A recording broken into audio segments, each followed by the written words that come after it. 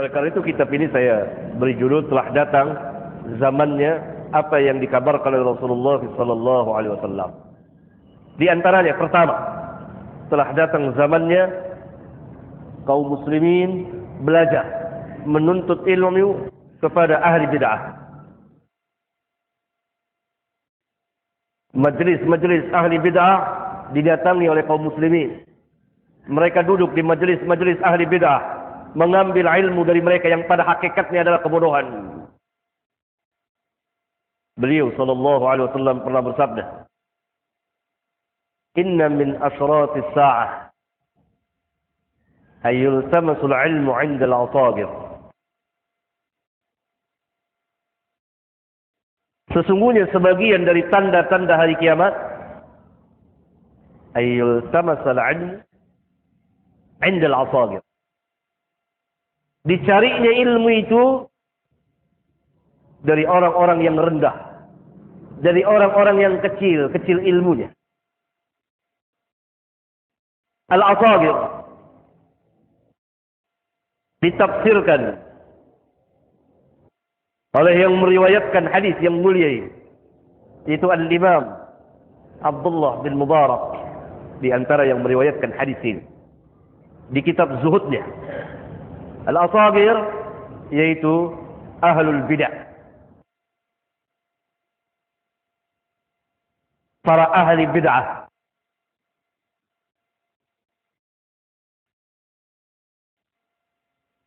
Ini telah terjadi dan sedang berlangsung kejadiannya pada zaman kita sekarang ini. Hadis yang mulia ini merupakan salah satu tanda dari tanda-tanda kenabian dan kerasulan beliau. Apa yang beliau katakan akan terjadi, telah terjadi dan sedang terjadi. Sekaligus hadis yang mulia ini merupakan peringatan yang sangat-sangat keras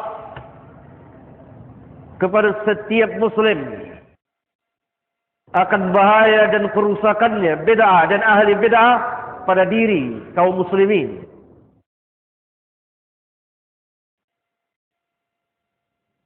Hendaklah mereka menjauhi bid'ah sejauh-jauhnya, menjauhi ahlul bid'ah sejauh-jauhnya, karena ini bukanlah ilmu.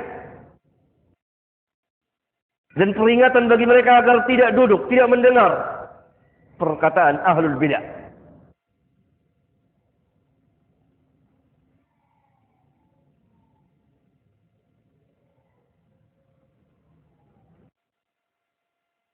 Dalam hadis yang mulia ini, Rasulullah SAW memperingati kita, awas, hati-hati dengan bid'ah.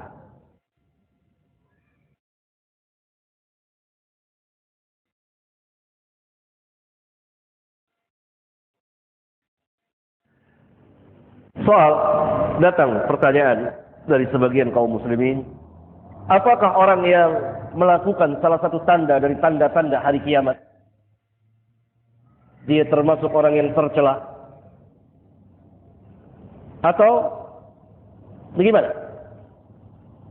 Kalau kita melihat jawabnya, kalau kita melihat kepada hadis-hadis Rasulullah SAW, orang yang melakukan salah satu tanda atau beberapa tanda dari tanda-tanda hari kiamat, apa yang beliau katakan akan terjadi? Ada yang tercela dan ada yang terpuji. Ada yang tercela dan ada yang terpuji. Ada yang haram, ada yang tidak haram, tapi hilang keutamaan. Seperti beliau menceritakan bahwa nanti seorang hanya memberi salam kepada orang yang dia kenal.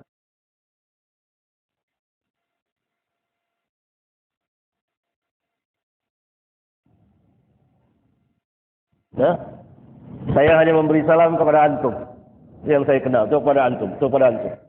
Saya tidak memberi salam kepada kaum muslimin yang lain. Sebagai salah satu pelaku dari tanda-tanda hari kiamat. Dan perbuatan saya ini bukanlah haram, tetapi hilangnya sejumlah keutamaan yang telah disediakan oleh Islam. Bahwa orang muslim yang baik adalah yang memberi salam kepada orang yang dia kenal dan orang yang tidak dia kenal. Yang tidak dia kenal dari kalangan kaum muslimin. Maka salah satu kebaikan dari Islam, saya tidak mengerjakannya.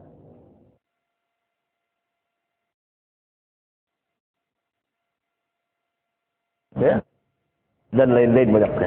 Nah, mendatangi majelis-majelis ahlul bidah, duduk di majelis-majelis ahli bidah, salah satu pelaku yang tercela, salah satu perbuatan yang tercela, dan pelakunya tercela. Soal, datang lagi pertanyaan, siapakah ahli bid'ah itu? Apakah setiap muslim yang mengerjakan bid'ah dia ahli bid'ah?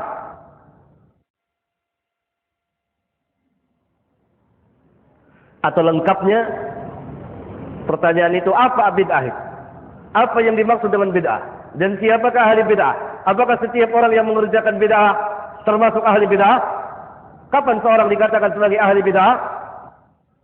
Dan hukum-hukum yang berkaitan dengan atau muamalat terhadap ahli bid'ah. Mana yang boleh, mana yang tidak boleh.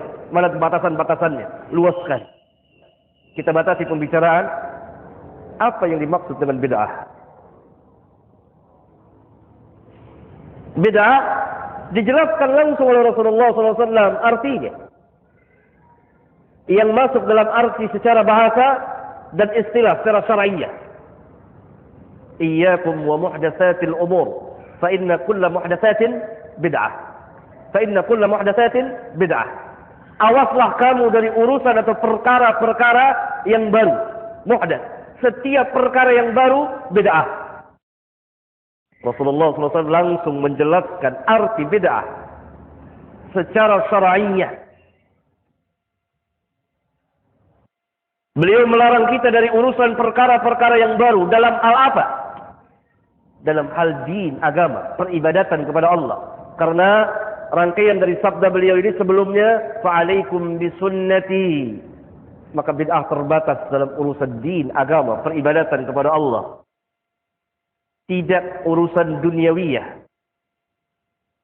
yang berkembang berjalan sesuai dengan tingkat berpikir atau keilmuan manusia. Seperti dahulu kendaraannya kuda dan onta dan keledai. Sekarang kendaraan kita mobil, motor, kereta api, pesawat dan seterusnya. Kalaupun mau dikatakan bid'ah secara lugawiyah, secara bahasa, karena segala sesuatu yang baru yang tidak ada contoh sebelumnya itu bid'ah. Tetapi yang dimaksudnya dalam masalah din. Fa inna kulla muhdatsatin bid'ah. Ini bid'ah.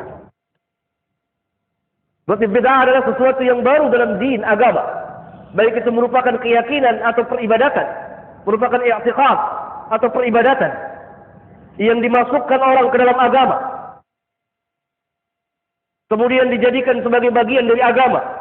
Kemudian dikerjakan dengan niat takarrub, mendekatkan diri kepada Allah dengan mengharapkan ganjaran. Itu bid'ah.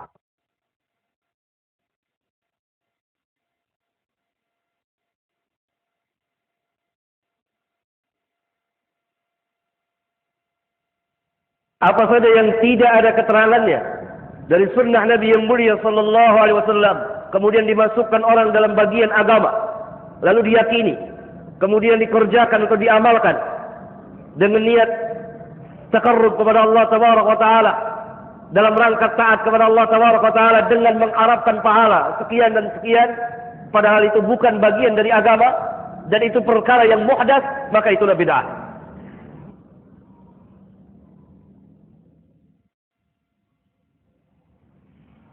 Walaupun pelakunya bermaksud baik.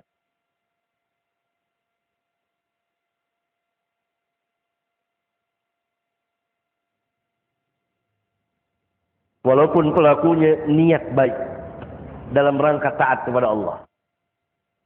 Tetapi melakukan amal taat kepada Allah harus sesuai dengan apa yang Allah syariatkan melalui lisan Nabi yang mulia sallallahu alaihi wasallam. Tidak bisa kita buat-buat. Ini bid'ah.